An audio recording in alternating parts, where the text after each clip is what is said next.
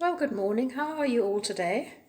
We're having a beautiful day here where I am, and it's one of those beautiful, rare sort of spring days where things are just actually the right temperature.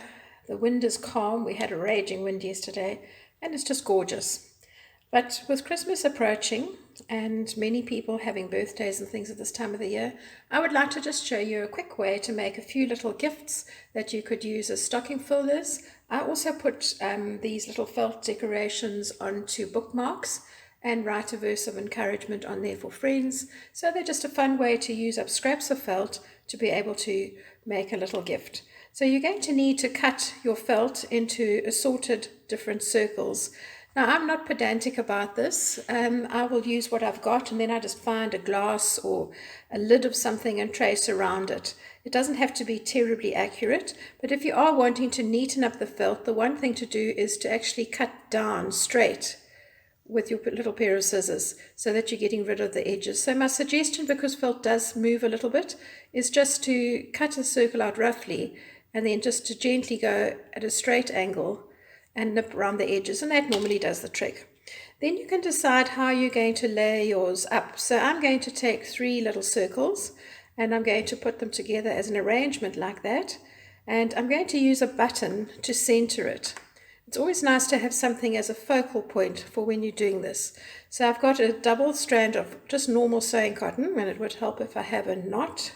So I'm just going to do a quilter's knot, which is this, wrapping the thread around and then pulling it through to the end so that I get a nice strong knot. So that is a quilter's knot. And I'm just going to secure this with about 3 stitches in the holes. So this one button has got 4 little holes, so I'm going to do, that's the first slot going around. And then this is the second lot of stitching. It doesn't have to be terribly strong because you're going to make this into a pin or a brooch, and it will be nice and sturdy as is. Okay, I think 2 is sufficient. You could use a contrasting color thread if you wanted to as well. Then you need to have a little safety pin to be able to do it. Now, one thing to do is just to open the safety pin before you stitch it on to make sure that you're not doing the stitching on this edge, which would mean that when you open the pin, the whole thing would just slide off. Then you're going to lie your safety pin down on your felt and take the needle through the felt and under the safety pin, and then take your needle through the loop that the cotton makes. This is known as buttonhole stitch, and it leaves you with a very nice little edge. So I'm just taking it through, and then I'm putting my needle through that loop and gently pulling it. Just make sure that your threads don't get tangled at this stage, especially if you're working with a larger thread, or a longer thread, should I say. And you want to work all the way to the edge of the little safety pin, just like so.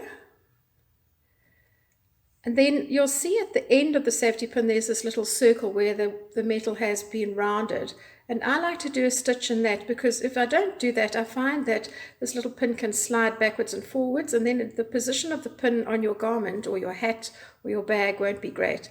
And then I take my needle and push it through those stitches that are on the safety pin itself, and that gives a secure stitch. So you can see it's just a very nice neat little row of stitches, and then I'm going to just snip that off.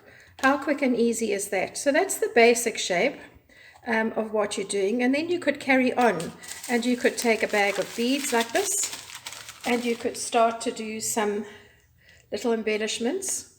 I've just used embroidery cotton, 2 strands, and put a few little beads on, and you'll see that that is very neat on the back. Or you could use a fancy button in the center to create a different kind of look. You could just do some regular stitching. These are just little running stitches around the outside edge, and because this is just a little handmade item, it doesn't matter if it's slightly irregular because it adds part of the charm. Here's a different kind of button with a little bit of embroidery stitching around the edge. That's just a cross stitch really. Here are a few more with different kinds of buttons, and they all have their own little personalities. You could, if you wanted to, use pinking shears to cut the edges of those. There's just a very simple little one. We used to do this at church for Mother's Day quite often, and it was really a very well received gift.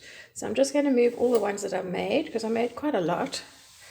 And I make them all up so that they've got the basics, the button and the felt and the pin at the back. And then in my leisure time, I just sit and do a little bit of stitching on them. I add a few little embellishments, whatever the case may be. So you can see how beautiful all the different colors are, different pinks working together with a different fancy button. Or you could just take something small like that, a little textured button like that. They're all just gorgeous. And they make wonderful gifts. And I can't tell you, sometimes I even just put one or two in my bag, and if I'm at the supermarket and somebody's been kind or just been friendly, which is quite nice these days, sometimes the cashiers can be quite rude, then I just give them one just to say thank you, that I appreciate them and I appreciate the work that they're doing, but most especially I appreciate their service. So I hope this has given you a little bit of inspiration to get out your winter kit of activities, get ready to start making some small little gifts, and that you will have as much fun making them as I have. Bye for now.